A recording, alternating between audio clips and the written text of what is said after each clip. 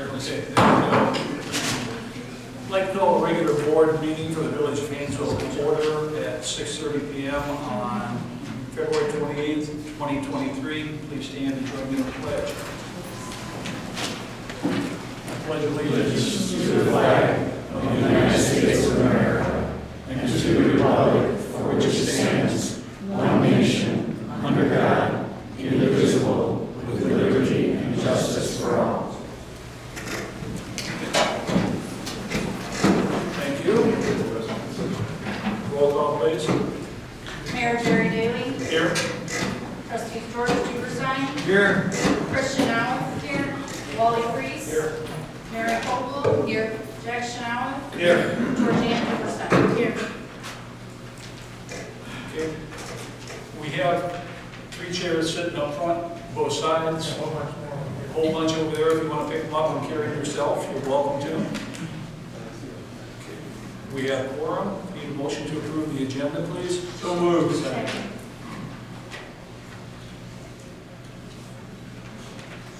Roll call. Trustee George Duberstein. Aye. Christian Allen. Aye. Wally Freese. Aye. Mary Koval. Aye. Jack Chanel. Aye. Georgianne Duberstein. Aye. Motion carried. Thank you. Tonight, our opening item is the Comprehensive Plan Workshop presented by John Hainesville and his associate. John has been working with us for a few years as our community planner. John, All right. it's all yours. Thanks, Mayor.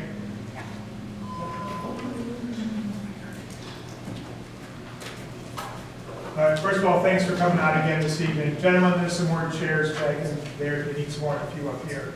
We're going to be referring to this screen, so you can stay oriented toward the elected officials. That's a nice thing to look at all night. But if you want to get your chairs to face the screen, Screen is flexible. oh yeah, okay, good. So hopefully you can hear me and you can see the screen. Very informal. Again, John Hainesville. I've been working with the village for a few years on some different development things, zoning and a few other aspects. With me is Charlie from our office. He's going to be presenting. He's working with us on the plan as well. So a lot of you I recognized a couple months ago. We had a workshop here in the evening to sort of identify issues, concerns, things that you think are important, things you wanted us to keep in mind as we develop the plan. So this evening's workshop is kind of a presentation, sort of a touch point. In a couple of months, we'll be coming back and presenting a draft plan. Prior to that meeting, we will make sure the plan is available on the village's website. We'll try to do that at least 10 days before the meeting. And it'll be a complete draft. So you'll go on there, you can see the images, the graphics, the illustrations, the maps, you can read all the text. You can print it out if you want, you can zoom in, whatever you want. But we'll have that available 10 days before the meeting in a couple of months so you can actually see the draft. So this is probably about an hour-long meeting, very informal, just to sort of give you an update as to what we're working on and to let you know how we're beginning to frame the plan. And so it's really more sort of a preliminary framework than it is preliminary recommendations. But that's what we're going to be going through tonight. If at any point you have a question, ask. Again, there are no recommendations yet. Over the next couple of months, we'll be finalizing a draft. So real quick, that was sort of introductory. We're going to go over introduction to the comprehensive plan, what it is, past plan summary, a demographic snapshot. We'll take a look at the land use overview, outreach from our last meeting, and then some preliminary framework really for rather than recommendations. A preliminary framework for the residential areas, the commercial industrial areas, transportation, parks, open space, and next steps. And when I say framework, for each one of these areas, we'll have a general vision statement for what we think is generally important. We will establish what we think the goals are of the plan regarding these different topic areas, and then some preliminary objectives that we want to begin to work on. Yeah. Yeah, do what you got to do. I'm going to turn it backwards. That's high tech.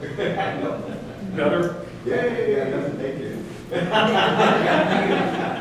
And then the mayor did it. If I did it, it would like fall off. I did hear something crack. Not touching that.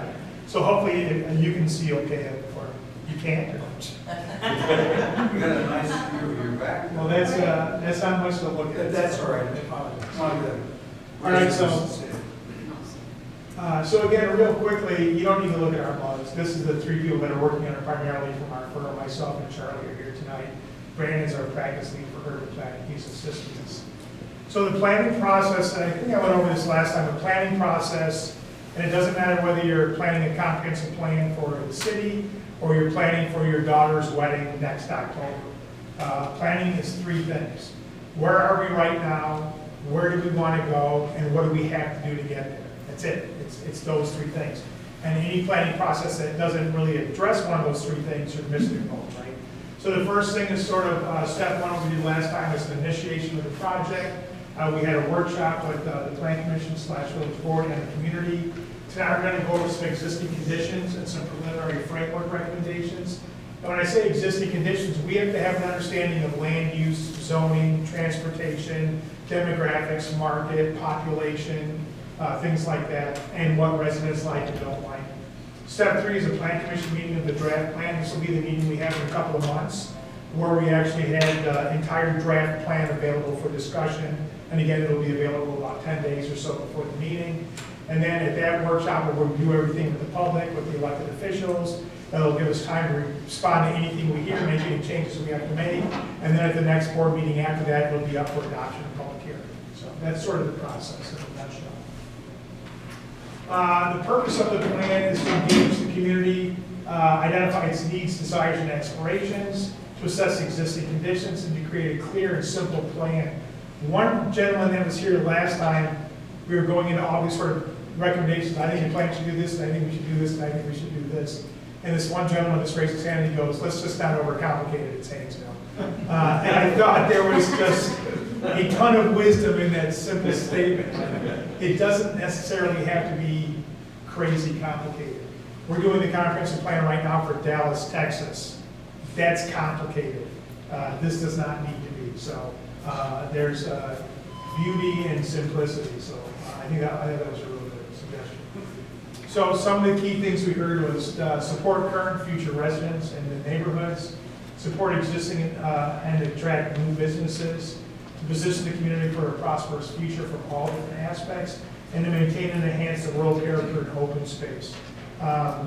More than anything, I think that got echoed last time is you love who you are, the character of the community, the quaintness of the community, the open space, the rural atmosphere, and you don't want to become something you're not. You live here for a reason. You're not trying to replicate in the Naperville North or something. So real quickly, a little bit about the community. You know this, but we have to do this and document it. Real quickly, what a comprehensive plan is, it's a 10 to 20 year master plan for the community. It's not zoning, it doesn't dictate what you can do. It's not like that, it's not regulatory. But what it says is, this is our land use, this is commercial, this is residential, this is open space, this is industrial. It identifies recommendations, goals, objectives. It's a policy document, okay? But with a policy document, you're able to review development proposals. If a developer were to come to you and propose something, you can say, this is not at all consistent with this community. Our comprehensive clearly states we don't want a development like that. You know, and so it's the legal foundation to make decisions, all right? And every state in the country allows municipalities, in fact requires municipalities to have a comprehensive plan. In every state, the requirements are a little bit different.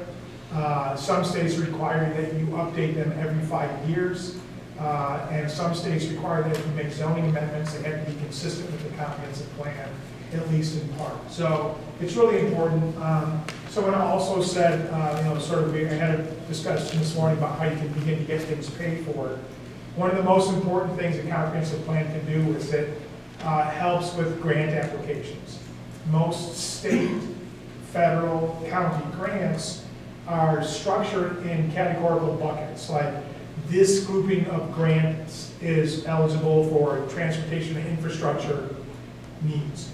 This type of grant is eligible for bike and pedestrian improvements and enhancements. This type of grant is eligible to protect open space and environmental sustainable features. So by going through the comprehensive plan, if in a couple of years you want to apply for a federal grant for something, you'll be able to look at your comprehensive plan and say, we call out for the importance of X, Y, or Z. That's the first step in getting a grant, is having a comprehensive plan that's consistent. So you're located in the heart of Lake County. That's very clearly, you're bordered by several other villages around the side, Round Lake Park, Grays Lake to the east, West Washington Street, north, and Northbrook Gun Club to the south. Belvedere Road and West Main Street is the main road that really bisects north and south, and it's really an important dividing line because to the north you've got residential, along the corridor you've got commercial and industrial, and then south of that corridor you primarily have ag or gun club, open space, right? So it really falls into those sort of three areas within the city. Past plans, real quickly, we took a look at your last comprehensive plan. It identifies a lot of the residential uses, again being to the north, commercial and industrial across the corridor, and open space in the gun club and ag to the south. It identifies, currently in the state of Illinois, the state wants municipalities to have at least 10% affordable housing. And by affordable, I don't mean subsidized, I mean at the lower end of the market rate. So it's still just regular market housing, but it's at the more affordable spectrum. You're already at more than 10%, so you're fine. If you're not at 10%, you have to have an affordable housing plan. It talks about and proposed bike and ped trail connections in the master plan, and it was listed in there. And then proposed guidelines for non-residential development. The last comprehensive plan had some pretty strict guidelines for non-commercial or non-residential development, sort of like commercial development. And it talked about sort of like wood versus brick and other things to try to create that more rural, small town atmosphere. If you look at development over the last 10 to 15 years or since that plan was developed, you've got the Starbucks, you've got the the Walgreens, you've got a couple of gas stations. None of those are really consistent with the comprehensive plan guidelines for commercial. I think more recently there was the Dunkin' Donuts that was approved a few years ago. That I think is a very attractive Dunkin' Donuts for what it is, but it's more contemporary. And then the Firestone building, they worked to sort of include sort of the peak in the middle with the pitched roof and the green wood and the brick to make it a little bit more warm. So the past comprehensive plan had some pretty strict design guidelines. They're not strict, but pretty detailed. Most comprehensive plans don't have that, so we want to revisit our approach to that going forward. Also, back in 2021, the village underwent a zoning ordinance update. We comprehensively sort of stepped back and looked at the zoning to modernize it. We didn't rezone properties, we didn't do anything draconian, we didn't make it harder to get anything done, but your zoning was pretty antiquated and it didn't cover a lot of uses, it didn't cover contemporary construction or development practices, so we had to basically modernize it to bring it up to contemporary specs. It wasn't about making it harder or more onerous, it was about making it a better code and more user-friendly code. So that update was done a couple of years ago. I'm going to turn it over to Charlie now. He's going to go through a demographic snapshot real quickly to sort of let you know where you are, where you're headed relative primarily to the rest of Lake County. Thank you, John. So I was brought here today mostly to take notes, but we thought it would be good if I spoke just a little bit. So I'm going to be talking about demographics. Again, most of you are at least somewhat familiar with the demographics of your community, but it's worth covering to document for the moment. So regionally, you're well located, right in the middle of Lake County, about 10 miles south of the Wisconsin border, about 40 miles northwest of the Loop. It's about an hour to the Loop if you're quick and there's no traffic. We came up today, it was okay. Another time it was pretty far, but so there's the drive time, then we have the Metro train that goes from Round Lake and Grays Lake, which goes down into the city, and then of course we're near O'Hare. Whenever we do these plans, we find what's the nearest airport. That's always kind of relevant. So population-wise, about 3,500 people in Hainesville. It's an 8% growth rate from 2010 to 2020, and 50% almost from 2000 to 2010. When you're looking at the demographics, it's really fascinating in your community that, like, prior to 1990, everything, it was a really pretty small population, and then over the past 30 years or so, things have really exploded, especially in the 90s. So, you'll find that tracks with a lot of Lake County, and most of these demographics will track with Lake County. The median age is about 40, which is a pretty significant increase from, I think it was like 29 in 2000 or 2000, yeah, 2000. So, you know, there's a couple reasons for that. It could be because fewer young people are moving into the community. It could be that as the population moved in the 90s, a lot of those people bought their homes and they have stayed there, and, you know, we're all growing older.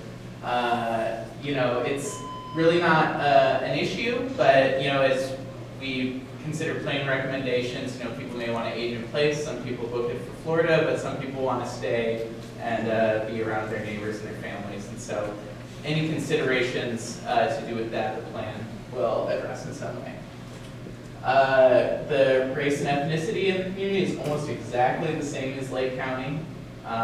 You know, about 55% white, and then a mix for the others. There's about 224 jobs in Hainesville, has also increased with the population over the years. We do like this whole employment breakdown, but you know, I'm sure you all kind of know there's like some retail jobs here, there's a few light industrial users, a few office jobs, but nothing too huge. But it's all kind of focused right there in the center of the community. Inflow, outflow, so kind of tracking like where do people live and work, and where do people work and live. And so this is the big group of people that live in Hainesville and work somewhere else. This is the people that work in Hainesville and live somewhere else. And then this is the overlap. So this is all like statistically estimated with like a margin of error. They didn't go door to door, but it estimates that about 9 people live and work in Hainesville. So that's interesting.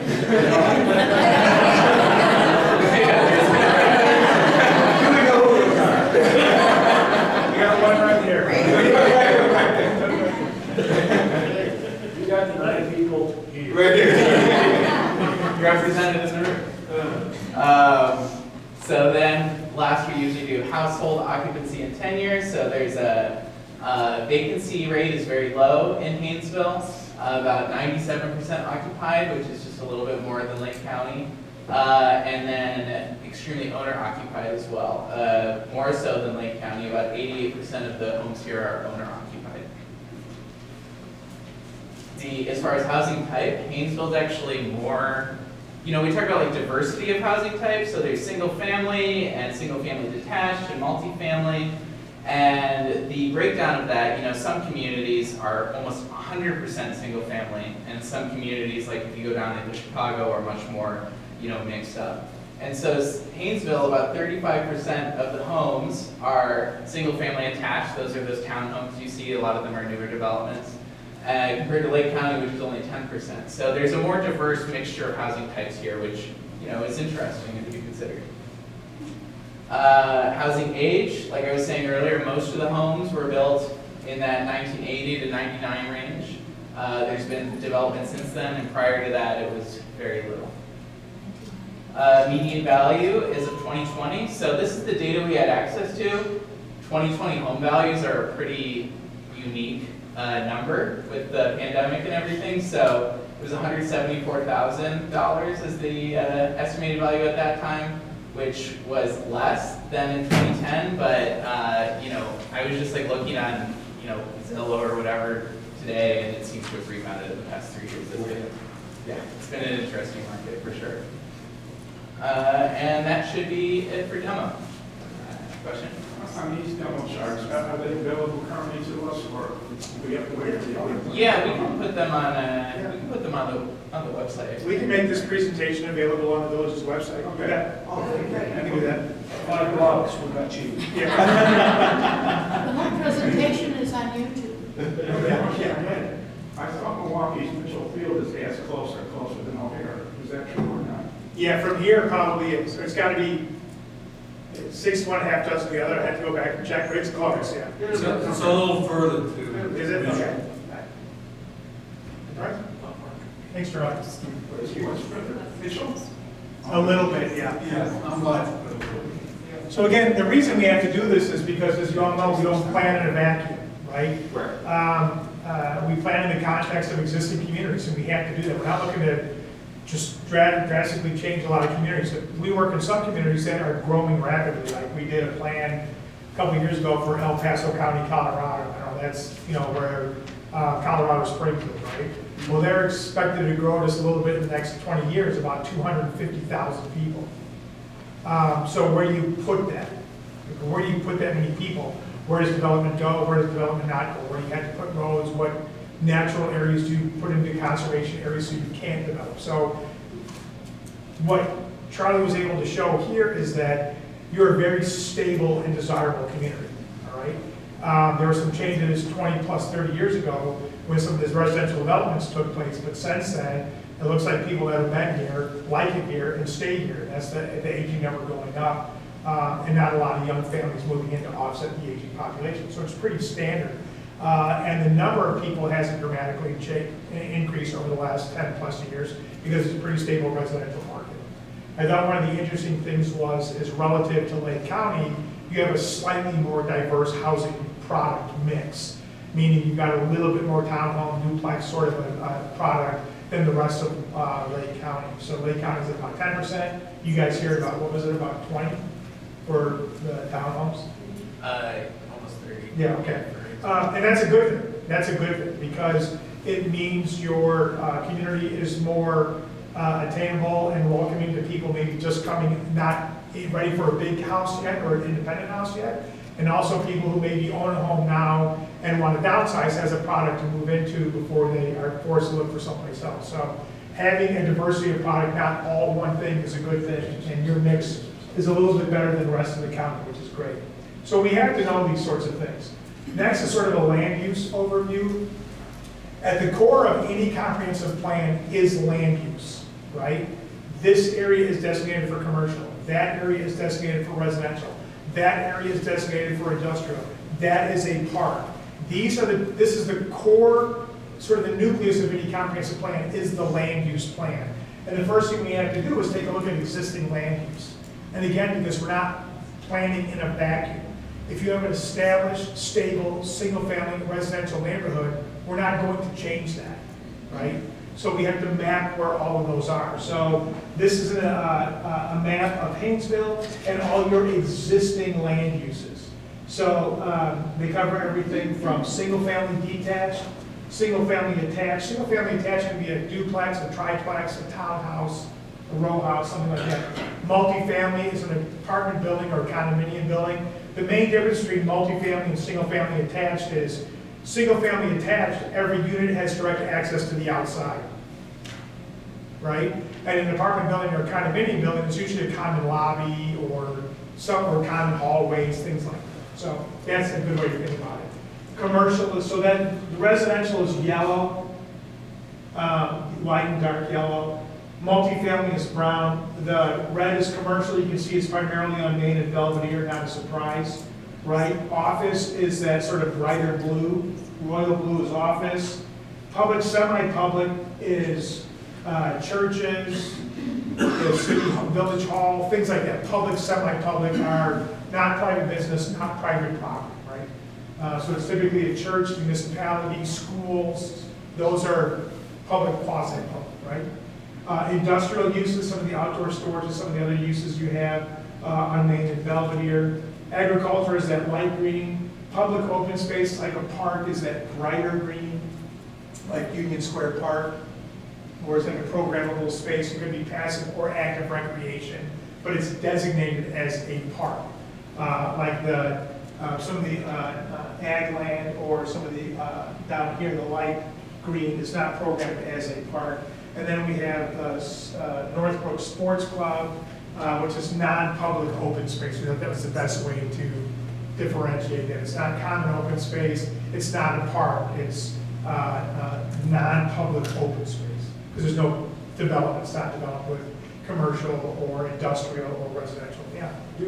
Does Hainesville own that land or do they own the land? No, Hainesville does not own that. No. They own their own, it's their own thing. And it's a big property. So it's the single largest user and owner in terms of property geographically in the village. But again, the reason we do this, and one of the interesting things about Hainesville, and I'll say at least from like Belvedere, Maine to the north, for the most part, you're fully built out. You've got some properties, some commercial and industrial properties on Maine and Belvedere that have potential to be developed over time. I mean, the Firestone is a good example. A couple of years ago, that was just a vacant property, but it was sort of held along that frontage in anticipation of commercial or industrial uses, right? And so that's an example of that vacant. The gray that you see here are vacant properties. And when I say the difference between vacant and open space is some of the open space in these fields, this agricultural or open space, it's not vacant in the sense that you've got a vacant cleared property on Belvedere or Main Street. That's vacant, that's not designated open space. So there's a difference. Both don't have development on it, but one is anticipating development. The other is not anticipating development. Yeah. How do you have the area around Cranberry Lake defined? How do we what? Cranberry Lake. As right now, it's public open space, is what we have on this Open map. space, Is not open park. space. Yeah, it's open space, yeah. And so again, If I may point one thing out. yeah, please. And again, if there are errors in here, let us know. This is No, all it's not. scratched up, we can fix anything, so. It's not an error. I just want the attendees to understand one part about, since we're going to talk about development. One of the things that's slowing us down in developing, this is the railroad tracks. Developing this area out here, we do have one development going in here, it's just a truck park. Our sewer and water stops at the railroad tracks. To get under the under the tracks would cost at least, well, was it $100,000 to $200,000? We have an ordinance that says if you build here, you must connect. But we've allowed this area here to dig their own well so we could have a development and get some real estate tax from those folks. It's a big chunk of change for anybody to go under there, and even for the village to consider going under there. These areas have been bought and sold, at least I've been with the board now close to 12, 13 years. They've been bought and sold by different investors at least 3 times during that time, and nothing's come. Okay? That's a good point. Thank you. And some development you can do on road and septic, other you need water connections and sanitary, it just depends. So again, we have to map existing land use. It's the first step, so that's what we did. The other thing we took a look at is your current zoning. Maybe one of the simplest, which is why I love it so much, is zoning district maps. We've only got 4. We've worked in communities that had like 37 zoning districts, 14 special districts. It's just like a kaleidoscope of stuff on a map. This is pretty straightforward, right? You've got R1 single family detached, R2 single family attached and multifamily. Then you've got B1 commercial business, ORD, which is office research and development, and then you've got ag district. And this is the zoning. This is what regulates what you can and cannot do on a piece of property. This is what regulates your uses, the building height, the setback, all of that stuff is regulated through your zoning ordinance, okay? And it's not surprising the land use very closely mirrors this, but what you don't see as an example to your point, like you don't see a special zoning for differentiation between this open space around Cranberry Lake and the residential. It's all in the R1 zoning. So open space or a park can exist in any district, right? So you can have, and you also don't see from a land use differentiation, you don't see like the village hall as its own zoning district or a school as its own zoning district. Municipal buildings and schools typically go in residential zoned districts as special uses because it's not a residential structure. But you almost never see, I would say almost never, but I'd say, yeah, 80% of the time you don't see districts just for those uses. They're uses that are permitted or special in some other zoning district, which is why you don't see an open space or a park zoning. You don't see a public facilities zoning. Those can go in existing zoning districts. Okay? And that's all handled in the ordinance. But again, we have to take a look at this because if we want to make a recommendation and say this right now, all this on Main Street is this commercial business district, well, maybe a recommendation of the plan would be, you know what we'd really like to have there is sort of like an office research use. Well, one of the recommendations of the plan may be that if we want to accommodate that land use, that we would recommend some of this ORD zoning be transferred to this area up here and it not become P1 anymore, but it go to ORD. So that's a recommendation as an example that would come out of the plan. Zoning is one of the most powerful tools to get planning to happen because it's what entitles property, right? Some of the land use, the key takeaways is the community is almost fully built out except for some properties on Main and Belvedere. There's room to modestly expand some of the commercial and industrial areas. The zoning code was recently updated. That's a good thing. One of the biggest problems we have is doing planning in communities where the zoning is 10, 20, 30, 40, 50, 60 years old. The very first thing we then have to do once the plan is adopted is immediately change the zoning. And here we were able to do a zoning audit and update the zoning ordinance a couple of years ago, so we're in good shape. Yes, sir? So the state does the zoning for the village? No, the village does its own zoning. No. Yeah, so zoning in Illinois is the jurisdiction of the municipalities. So municipalities can do their own planning, and municipalities can do their own zoning. Municipalities are also allowed to plan a mile and a half beyond their village limits, but you can't, in unincorporated areas, you can't plan into another city. They allowed to have ballots from this going to the branch, two ballots? If you're able to do, I didn't get that last part. The village has to do the ballots in zoning? Yeah, yeah. So the village has to do the zoning ordinance, the regulations, the processes, and the procedures. It's all this group. So it's all zoning, it's all autonomous to the village. It's not the state.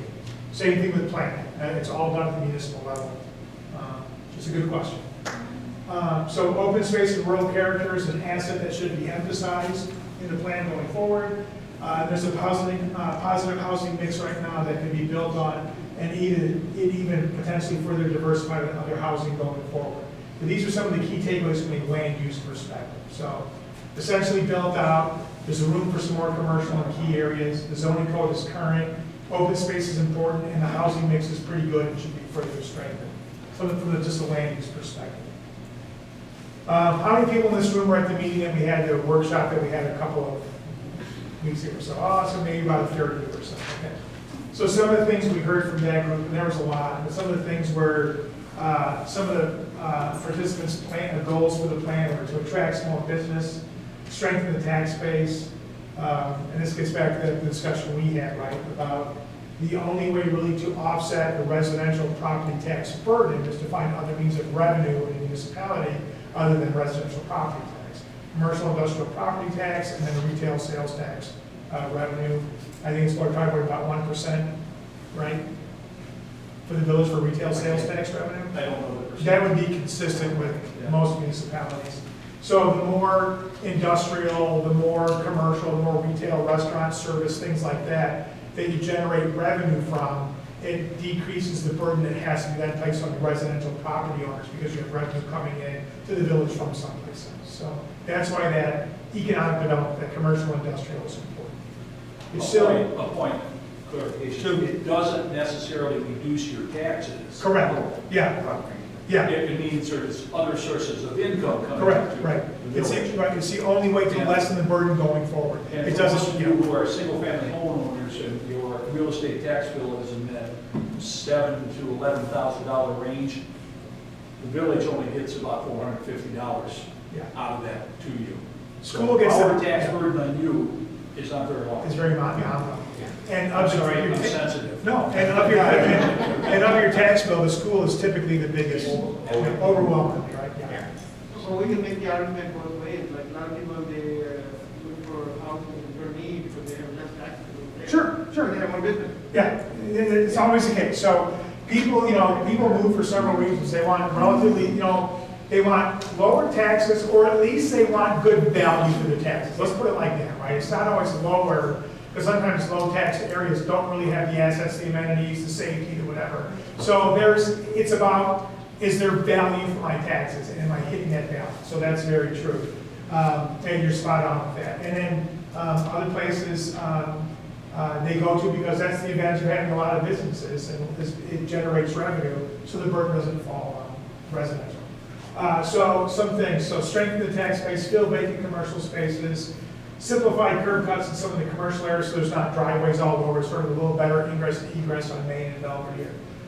Protect existing green spaces, we heard that over and over again, to to sort of get at the rural character and natural open space character of the community, create more green spaces wherever possible, improve and expand the sidewalk network. And we're not talking about putting sidewalks into areas that are rural and open. We're talking about like the commercial area, the areas where you want to be able to walk and bike from, you want to be able to go from one use to another use without walking through the grass or the mud. You want sidewalks connecting some of those areas.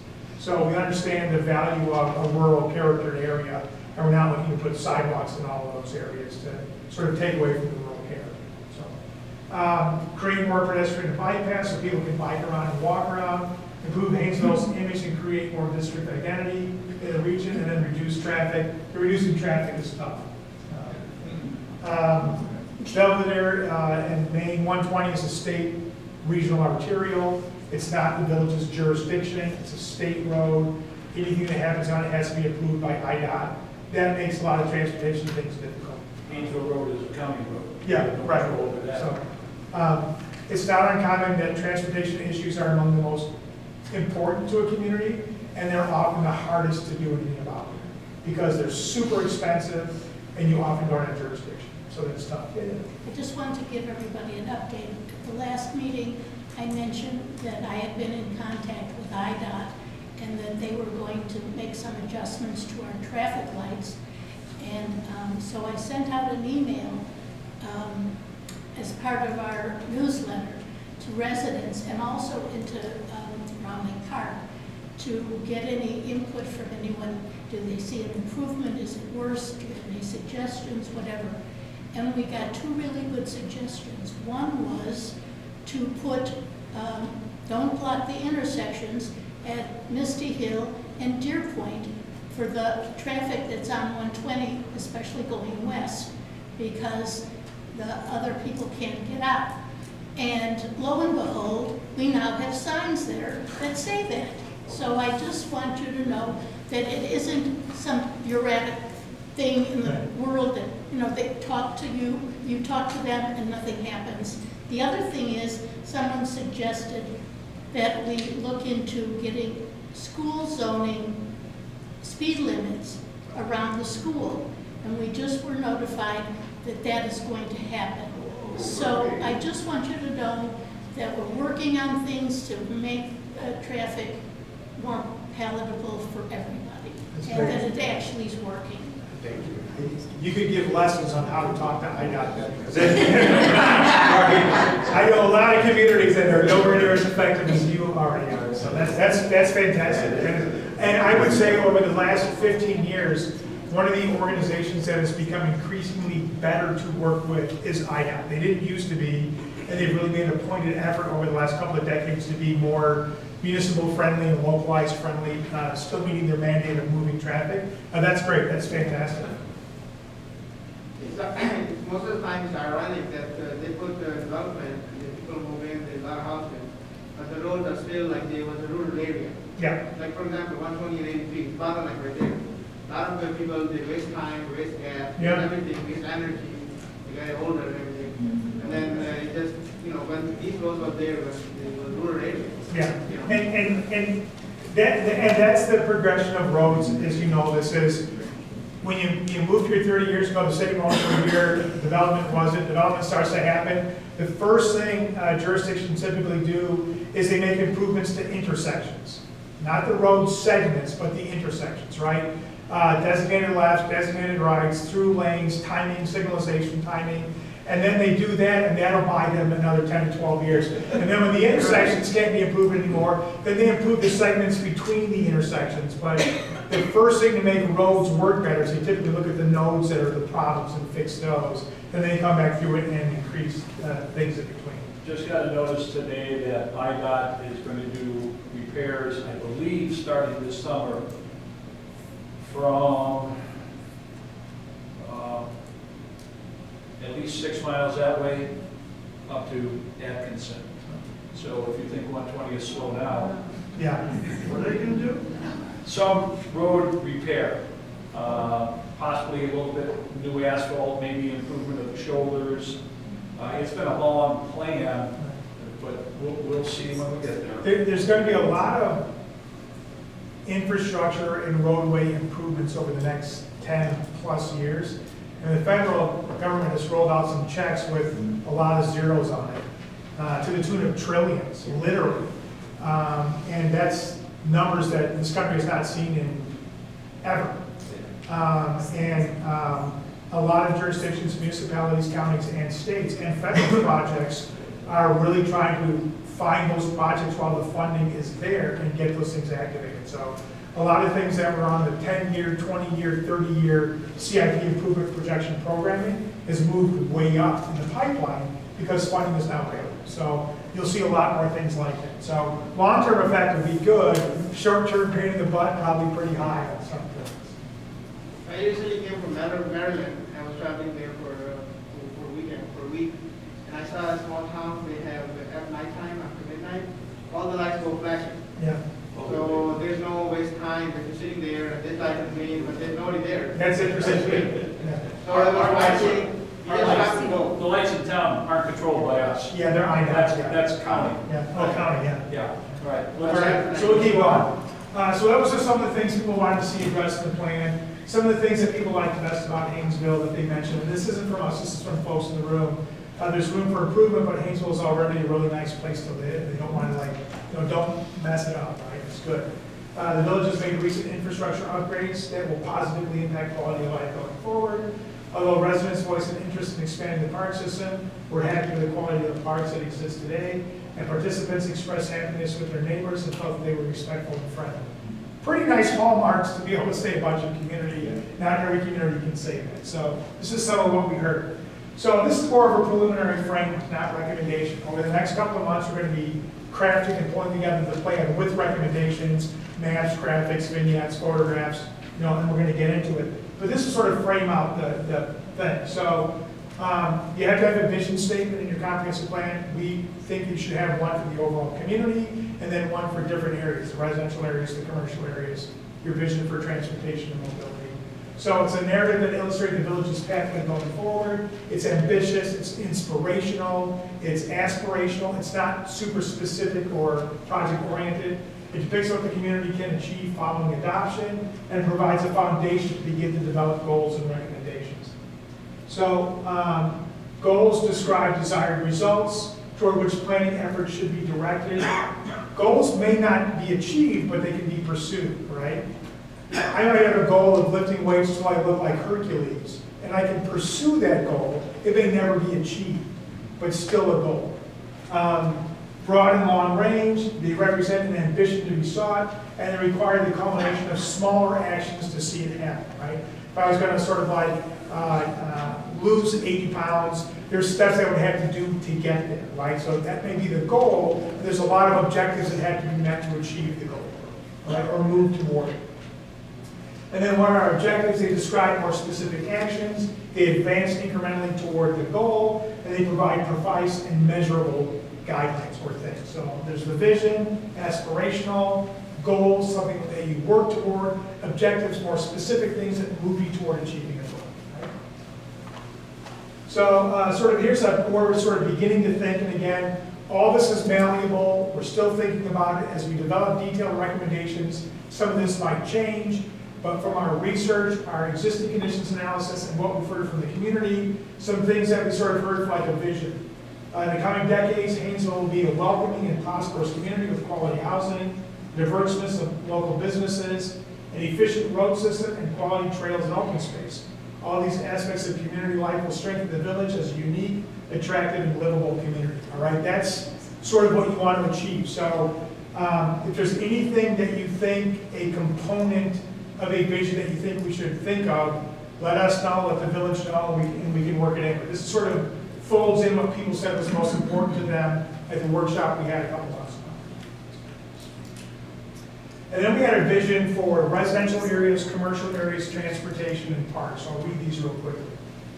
Hainesville will become an even stronger residential community that attracts people of all stages of life, from young professionals to growing families and retirees desiring to age in place. The quality and character of existing residential neighborhoods will be enhanced with appropriate infill development and infrastructure improvements. Single-family attached and multi-family residential should be considered as a transition between existing neighborhoods and commercial and industrial areas. So let me unpack this a little bit. First of all, one of the most stabilizing and character contributing components of Hainesville is your neighborhoods, right? We want to protect and enhance those and keep them, right? We want to make sure that they are there for people who live here now, to be able to attract young professionals, and for people who want to age in place. Age in place, does everybody know what that term is? It's used like if there's a lot of communities out there that as people age, they don't have housing available to them. They have to move to another community. Even though their family, their friends, their church, or whatever is all in one place, they can't stay there anymore because they can't age and they have to move. So we want to make sure that we have aging in place options here. The character of the neighborhoods will be enhanced through appropriate infill and infrastructure. Infrastructure is water, sewer, whatever infrastructure is needed, roadways to make sure the neighborhoods are safe, effective, and well maintained from an infrastructure perspective. And new infill development might be a new house that's built where an old house is, or someone wants to do an addition onto their house, so that you continue to get a reinvestment in that neighborhood consistent with the character of that neighborhood. And that's really important. And then we want to try to find potentially opportunities, and we'll explore this going forward. Is there a place for new townhomes or small apartment buildings or a row house or something that may help buffer existing neighborhoods before like an industrial area or a commercial area? What residential might go there? And would it be an opportunity for something other than just single family detached residential? Like you've got some beautiful townhome areas here, and maybe more of that go in some of these areas. So we want to explore that. I always preface that because our biggest, and not just ours, just in general, is water. Yep. We have very limited water. I mean, Yeah. So with development comes a need for infrastructure. The mayor was pointing that out with regard to some of the industrial areas. That's true with any development that requires extension of streets, electricity, utilities, sewer, water, all of it. Sorry, Doug, did you say water? well, no, I mean, you know, Water, space, lakes? no water as far as like for example, Gray's Lake has Lake Michigan water. We have deep wells, right? So I'm saying that's not enough to really increase our residential population and add more population. Actually, when we build a new well, which will be, this construction will start this spring, we will have 3 wells that, yes, could handle if we had a space to build more. A lot more to go. But again, I'm a realist. Climate change is not going away, so that's also another thing that we have to consider. You do have to be careful of things about water or aquifer recharge and things like that. So here in this location, the wells that the mayor's talking about, it's less of an issue. We work in a lot of cities on the East Coast, and obviously a lot of the west, southwest, and middle part of the country that are essentially deserts, and water and aquifer recharge is a real issue. So, yeah.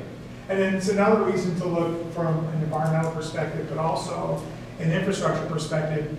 If everything is an all single-family detached large lot, but you have some options along with that, you can get more people in an area taking advantage of utilities and infrastructures that are already in place. So that's why like the mix you provide is a nice mix to provide. A lot of communities your size don't provide a mix, and it's nice that you do. The next one is sort of these, some preliminary goals, objectives, to think about. So a goal would be to protect and enhance the quality of existing neighborhoods, support Hainesville's existing continued vision for primarily single-family community by promoting continuation of new homes and neighborhoods where possible, and I'll just highlight some of these.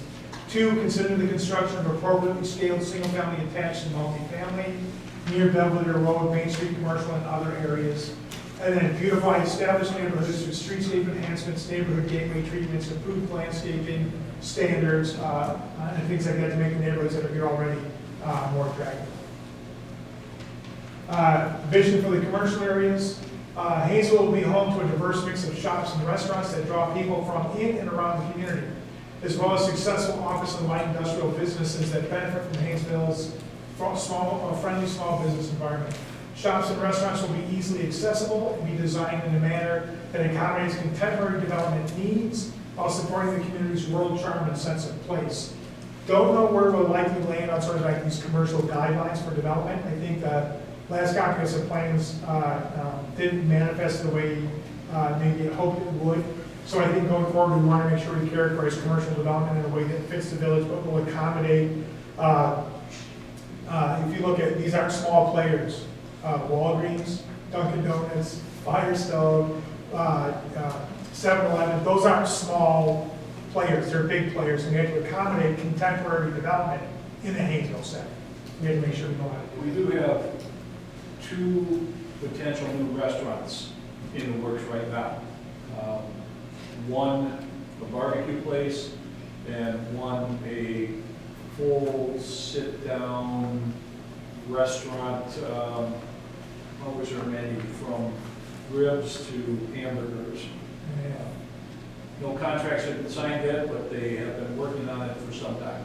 You know, in my culinary experience, in my diet, that sounds like a win-win. So barbecue, hamburgers, ribs, like that's like done. So that's great. That's great. Some goals for the commercial and industrial areas: to transform Hainesville's commercial areas into more vibrant and active districts. So they're not like these standalone things you have to drive through that doesn't have continuity to some of the adjacent areas, but create more of a cohesive district identity that serves the day-to-day needs of residents and is supportive of both national and local shops and restaurants. You can do both. Attract more diverse range of locally owned shops and restaurants to strengthen the tax base, make it more unique, give residents more options. Evaluate strategies such as facade programs and design standards to enhance appearance and function. Build consensus on a preferred architectural character that is representative of Hainesville. Not sure how this one's going to bake out. I'm not sure if preferred architectural character is the term we want. The idea is you want to ensure the quality of new development and the appropriateness of the character of new development without dictating the architecture of new development. And that's nuanced, but that's what we want to try to achieve. Support the construction of new commercial buildings on vacant properties, and we talked about some of those properties. Here were the gray vacant properties on Main and Belvedere. And then incrementally work toward more walkable commercial districts. So if you came here and stopped and parked somewhere to do one thing, you might be able to walk on the sidewalk to a nearby use to grab a slab of ribs to eat, and then some hamburgers to take with you to go home. Something like that. Some goals for commercial areas: enhance Hansville's business environment to grow the tax base, continue to support local economic development efforts to retain, expand, and attract, support development and expansion of light industrial and business areas. Just different space needs and zoning needs for someone who has service vehicles and outdoor stores in a protected area versus a restaurant, right? They're both non-residential, completely different. And we want to make sure we operate both of those. Also, what should the buffering, screening, and adjacency be for the commercial, restaurant, retail to residential versus a light industrial or business area? Different separation needs. Transportation: Hainesville will be connected with easily navigable community that welcomes drivers, pedestrians, and cyclists to allow residents of all abilities to easily travel in and around the community. Roads and intersections will be effectively designed to relieve congestion. The community would also be able to make it more walkable and bikeable. Being more walkable and bikeable is something we heard from a lot of people. It has to be done in conjunction with being more drivable. They're different, but they obviously go hand in hand. Some things are expensive capital improvement projects, but some things can be handled with signage. And one of the best traffic engineers I know will often say, the first thing I do is look at a city and say, if I have a roller and a bucket of white paint, what can I fix? You know what I mean? Like, it doesn't have to be these multi-million-dollar infrastructure projects, and that's an important thing to do. But walkability and bikeability is becoming more and more important. Provide for safe and efficient roadway network that meets the needs of all users. That's not unique. Even IDOT has fully embraced this notion of complete streets. Complete streets, has anyone ever heard of complete streets? Most cities have it, this plan will embrace it. IDOT did maybe 14, 18 years ago. Before that, it was just like pave it, run cars through it, go, go, go. Everything was car-centric.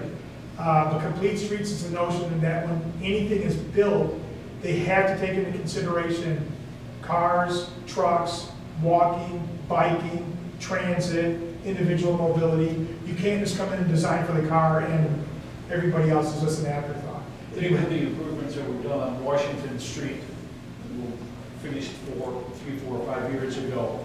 Bike path on one side, sidewalk on the other, better wide road, the other paths. I never used to do that. Federal highways never used to do that.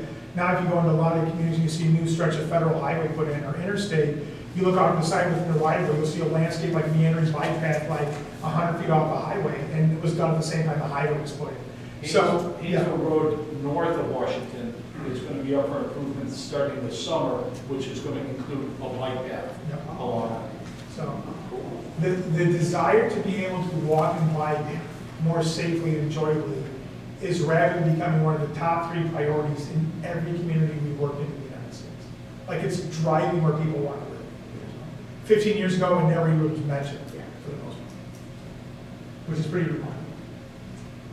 So again, there's some more continuing ones. Formalize capital improvements, investigate new development standards for development in terms of parking, sidewalks, et cetera. We can do that. And then create a safe routes to school, sort of going in what we talked about, sort of slowing the speed limit down. The one thing that communities will often do, there is a thing called Safe Routes to School. It's a federal campaign. Cities will often sort of say, here's the school, and in a certain area around that, they focus on signage, safety, crosswalks, sidewalks. It's all about safe routes to schools. And that is something that cities across the U.S. have been doing for a long time. It puts a pretty focused lens on kids' safety around schools where you have hundreds of people coming and going. I was under the impression that kids aren't allowed to walk to school here. They are. Everybody is busted. They are bused because there's no safe way Yeah. to cross 120. Yes, that was the point of putting in a speed limit. It's the speed limit, so School when speed. people are trying to get in and out of the school, when a community service officer isn't there directing traffic, which is only in the morning and in the afternoon, if there's any events or whatever, it's just so they'll slow down a little bit. Putting the signs up, you've been around long enough to know that signs are wonderful things that people obey them. So, Awareness, it's an awareness. It is. yeah. I mean, we've had, around the school, the village put up 8 years ago, flashing signs, school had. I went out there and looked at them today because they have to come down for these new signs to go up. One of them bent in half. Someone really paid close attention to it. Yeah, I'm close and personal.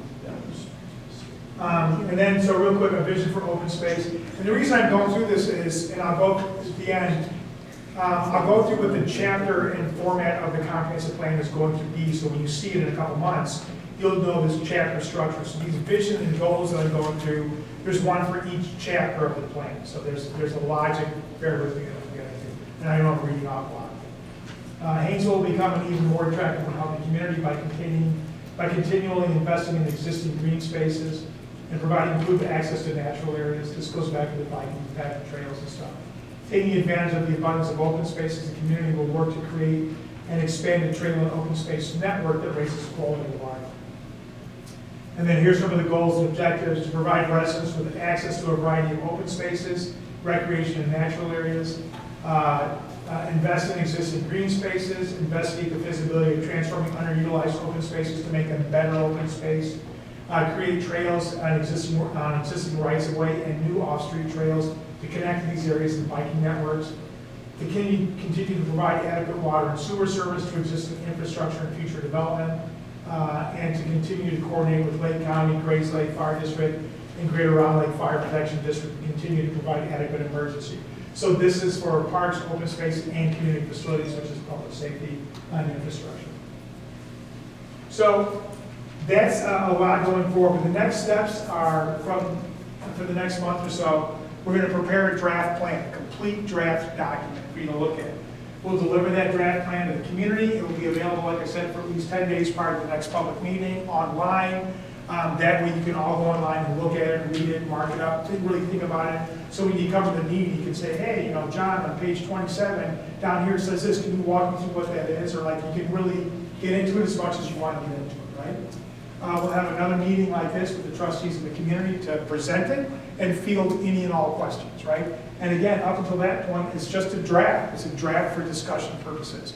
At some point, somebody has to put pen to paper, and then everybody reacts to it. Like you can't write by a group, right? Like design by committee is impossible. So is writing by committee. So somebody has to listen, take a shot at it, put it out there, and then you discuss it. So that'll be this. Based off of the meeting like this, to review and discuss it, we will then take everybody's input and direction as a board, and we will revise that draft, all right, to accurately reflect and appropriately reflect what we heard at the board's direction, right? So that'll be a revised draft. Then once we revise the draft, we'll deliver that, and then we'll go through the public hearing process, right? We'll post it, we'll have a public hearing, another meeting for people to comment, and then the village can adopt it. So that's the process over the next couple of months. Well, I'm going to have to expand that timeline a little bit, John. That's fine. We have March, April, and May tremendously busy agendas. We have, well, in May, we are receiving new trustees because of the election. Kathy's going to retire, so that'll be a party. And so She's fantastic, by the way, if anybody's ever had a chance to work. Oh, So, yeah. I'll have to get my stuff wrapped up before she's gone, because I don't know.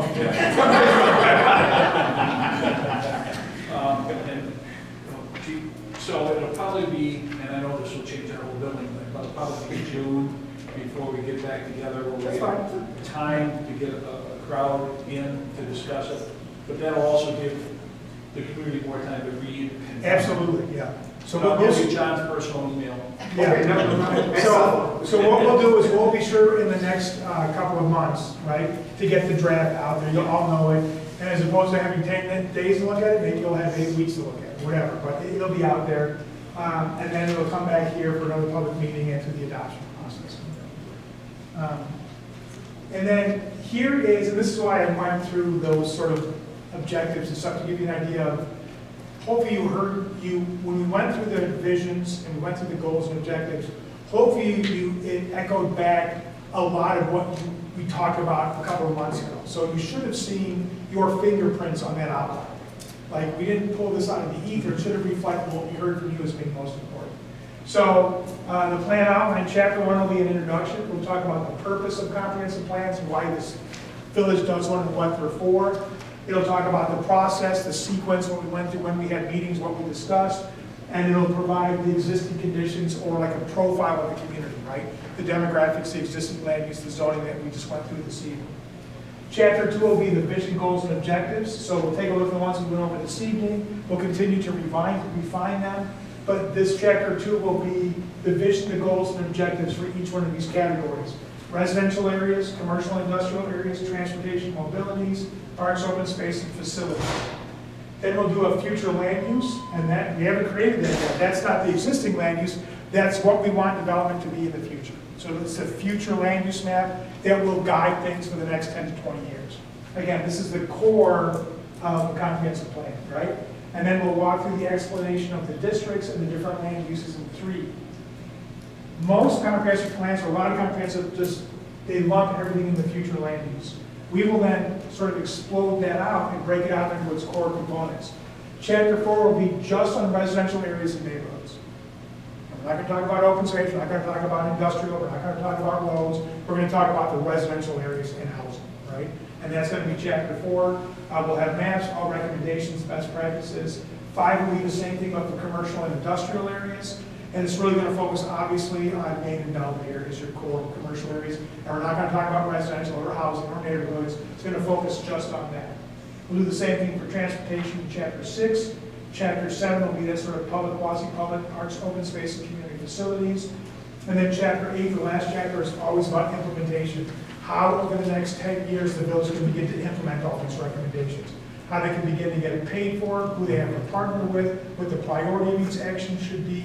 We'll summarize that, how often they should update it. We will put that, that's always the last chapter of the plan. So when you see the plan, it'll follow this basic outline, okay? So you know what you're seeing. That's a lot, I know. A few of you are able to sort of chime in and ask questions or comment along the way, but I threw a bunch at you. I don't know what time it is. I want to keep it to about an hour. Yeah, we're doing okay. So anyway, any questions, any comments, anything? Again, this was more of an update, what we're developing to reflect back that we heard what you said last time, that we really took a step back and took a look at what's going on in Hainesville, sort of like the good, the bad, the ugly, what we can work with, what you prioritized, and to sort of telegraph what the next couple of months are going to hold in terms of pulling this all together. So with that, Mayor, I'll turn it back over to you and free to ask and answer any questions anybody has. Questions, anyone? In that? Is there on just an overall wider blush, is there a deadline to a comprehensive plan, a time frame where we have to have one done, finished and completed? No, there isn't one. They're typically updated about every 10 years. They're written for like generally like a 20-year horizon. Communities that are rapidly growing will often update theirs every 5+. Communities that are 100% stable, like we did one for Keller, they hadn't done mine in 100 years because nothing changed. That was about 14 years ago. But there isn't a timeline. This isn't tied to a grant or a state statute that says it has to be done by X date. It doesn't coincide with the budget or the fiscal year. Cities can do them whenever they want to do them. So there is no time. We don't have to feel rushed. We can take the time to do it right. There's no timeline. Board member, questions, comments?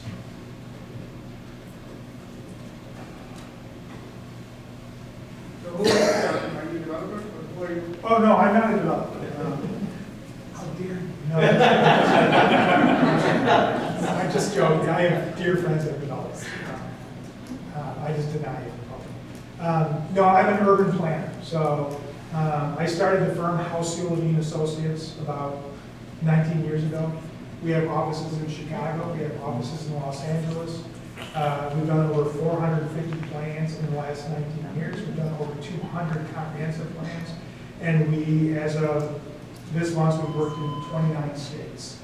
We do plans for communities of 600 farmers in the middle of nowhere and cities as big as Dallas, Texas, and everything in between. So we're 95% of my clients are cities and public governments. And we do planning, zoning, design. We will help developers do a better job at the request of cities. We seldom work directly with developers. If we work with developers, it's because the city said, we like what they're thinking, they have no idea how to get it done. Can you work with them on our behalf to make sure they do a good job? We'll do that. So it's a planning and design firm. 6 years ago when I became mayor, I decided to change from the community planner that we previously had. Went out and interviewed a number of companies, and John came out and interviewed with me. And what we were looking for is someone who had a lot more experience than I did or anyone on the board on helping us decide where the community could go. We use their firm as well as our engineering firm to rewrite our ordinances and our legal firm to take a particular side to help update the zoning ordinances, and they are currently part of a review team. Anytime somebody wants to build something new in town, like the Firestone, the folks here sitting here don't have the expertise to know all the ins and outs. So we send it out to parts of our review team, which include fire department, building department from Lake County, community planner, to take a look at it and say, yes, this makes sense, this can fit in here, this would help, no, we need to make these changes. And Hainesville Levine, not only did they stand out in the interview process, but John's been a phone call away ever since, he and his staff. And I expect a discount for that good.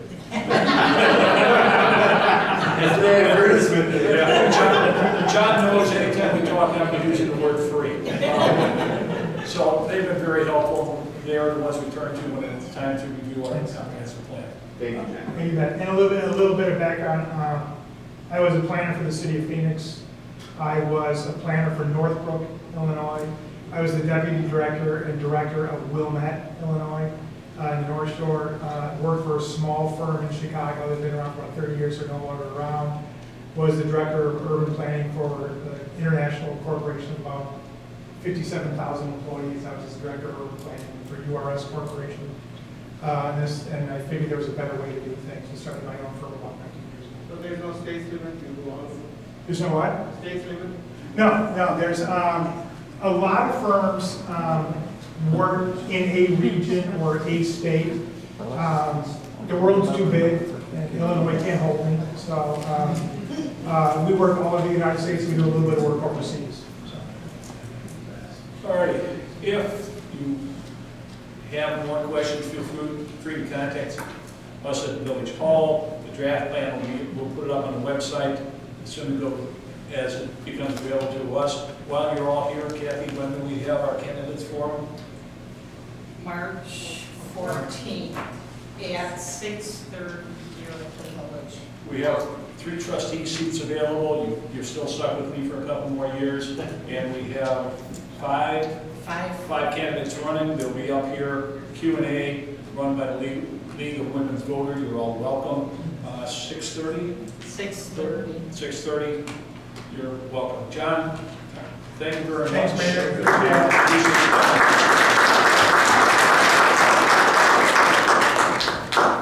We will take a 5-minute break to let some of you people clear out if you don't want to stay for the exciting part of the meeting. So we're adjourned for 5 minutes. Thank you all for coming.